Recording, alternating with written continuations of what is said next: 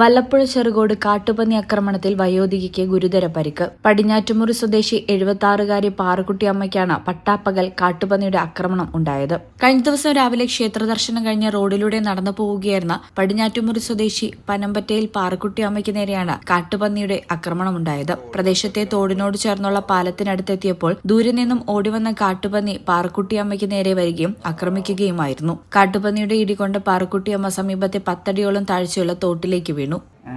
പിന്നെ തിങ്കളാഴ്ച ചെയ്തുകൊണ്ട് ശിവന്റെ ക്ഷേത്രത്തിൽ പോയിട്ട് നാമം ചൊല്ലി കഴിഞ്ഞിട്ട് അവിടെ നിന്ന് വരികയുണ്ടായിരുന്നു.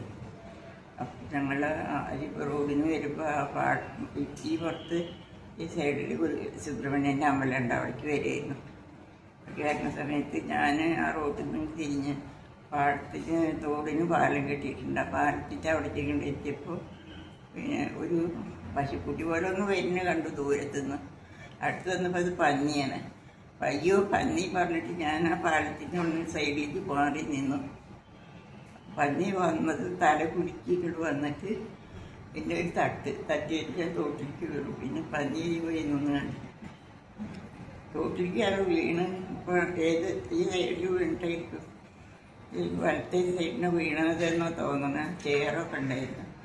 ഇവരുടെ നിലവിളി കേട്ട് ആളുകൾ ഓടിക്കൂടുകയും പാറുക്കുട്ടിയമ്മയെ വീട്ടിലെത്തിക്കുകയും ചെയ്തു. എന്നാൽ ശാരീരിക വേദന അനുഭവപ്പെട്ടതിനെ തുടർന്ന് പട്ടാമ്പിയിലെ സ്വകാര്യ ആശുപത്രിയിൽ പ്രവേശിപ്പിച്ചു. അപകടത്തിൽ പാറുക്കുട്ടിയമ്മയുടെ വലത് തോളിലെ എല്ലിന് പൊട്ടലുള്ളത് കാരണം ശസ്ത്രക്രിയയ്ക്ക് വിധേയമാക്കി. പ്രദേശത്ത് കാട്ടുപന്നിയുടെയും മലമ്പാമ്പിന്റെയും ശല്യം രൂക്ഷമാണെന്നും പരാതികൾ പറഞ്ഞിട്ടും അധികൃതരുടെ ഭാഗത്തു നിന്നും നടപടിയില്ലെന്നും പാറുക്കുട്ടിയമ്മയുടെ മകൻ വിജയൻ പറഞ്ഞു.